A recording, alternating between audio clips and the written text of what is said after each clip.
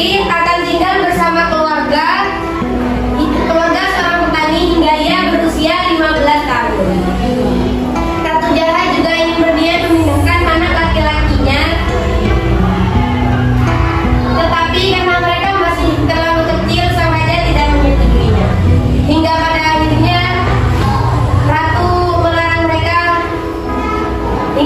akhirnya suatu malam ratu ke kamar mereka dengan satu mantra saja. Ratu mengubah mereka menjadi 11 ekor angsa liar. Jadilah angsa. Kemudian dia membuka jendela dan meninggalkan kamar tersebut. Para pangeran yang kini telah berubah menjadi angsa liar terbang keluar melalui jendela. Tahun demi tahun berlalu dan sang putri telah berusia 15 tahun. Pada hari itu ia kembali ke istana. Saat ia menanti seorang ayah ingin bertemunya, ratu melihat betapa cantiknya sang putri. Ratu merasa iri hati dan merasa geram karena menyadari putri sudah kembali ke istana. Saat menanti ayahnya kembali ke istana, sang putri merasa sangat lelah dan jatuh tertidur. Kemudian ratu memasuki kamar putri dan memantrainya. Sekonyong-konyong rambutnya sang putri menjadi berantakan, wajahnya berubah dan menggelap. Raja telah kembali ke istana dan merasa gembira karena putrinya telah ada di istana. Ia bergegas menuju kamar sang putri, namun gadis yang tertidur di kamar putrinya sama sekali tidak mirip dengan sang putri. Raja berkata, Dia itu siapa? Dia bukan putriku. Aku perintahkan. Setelah memerintahkan, kemudian sang raja memerintahkan pengawal untuk mengusir sang putri dari istana. Bangun kamu dari sini. Kamu bukan putri raja. Ayo kita keluar.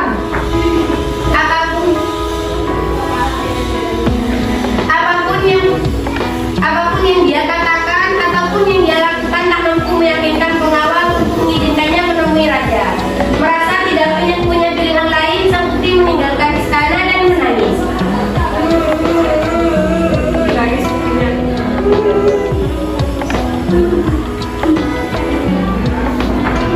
Saat berjalan di hutan, putri bertemu dengan seorang perempuan tua.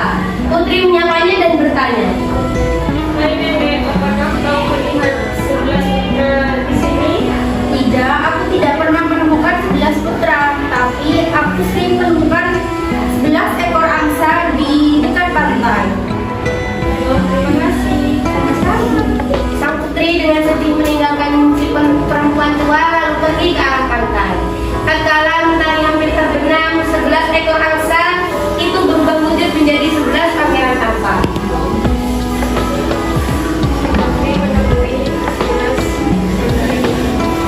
Dengan berpelukan karena mereka sangat kangen dengan saudaranya. Kemudian pangeran membawa sang putri dan mereka membuat keranjang dari alang-alang menghidupkan sang putri di dalamnya.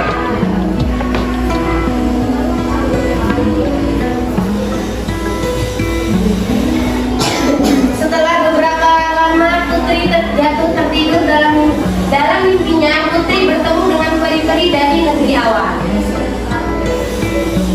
Peri di dalam mimpi itu berkata, jika kamu ingin saudara-saudaramu kembali seperti semula, kamu harus membuat baju dari pohon jelatang.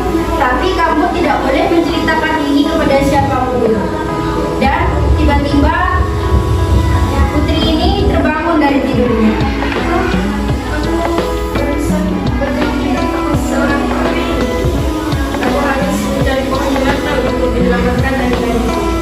Putri tidak pernah menceritakan mimpinya pada saudara-saudaranya.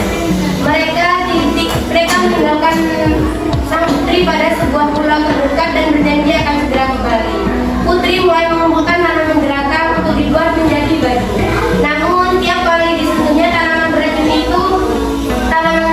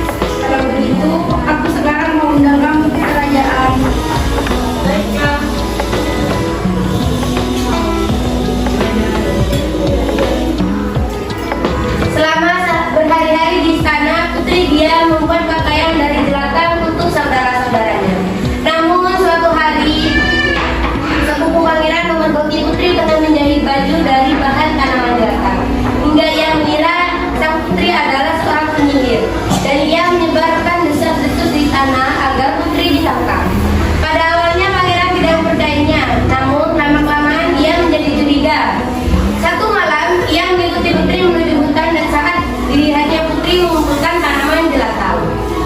Ternyata omongan itu benar.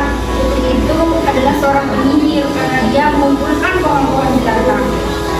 Segera ia memerintahkan pengawal untuk menangkapnya dan memenjarakannya di bawah tanah. Ayo kau, segera ikut aku ke penjara.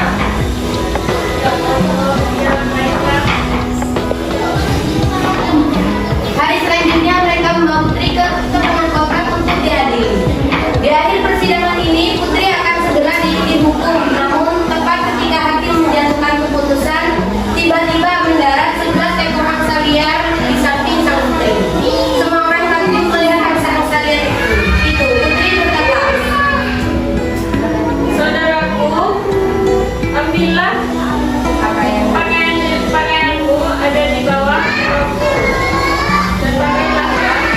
semua saudaranya segera menggunakan baju yang disimpan. Satu demi satu mereka berubah wujud menjadi manusia. Sehingga di bagian sayangnya terdapat satu baju dengan bagian lengan yang terlalu sempit. Sehingga di bagian lengan saudara termuda Putri tetap berwujud sayap besar. Setelah berubah menjadi manusia, para pangeran menjelaskan apa yang telah terjadi pada dirinya dan sang putri. Dan kemudian ia minta maaf pada Putri karena bahagia saudara-saudaranya telah kembali menjadi manusia. Ia memaafkan sang pangeran.